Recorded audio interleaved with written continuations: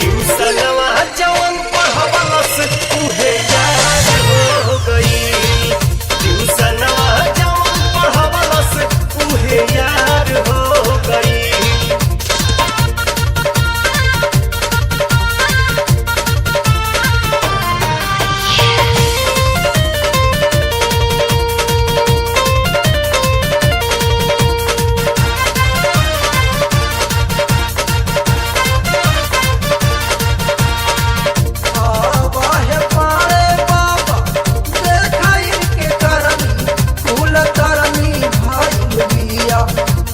ससुर जी के धिया कुल करनी भइल बिया।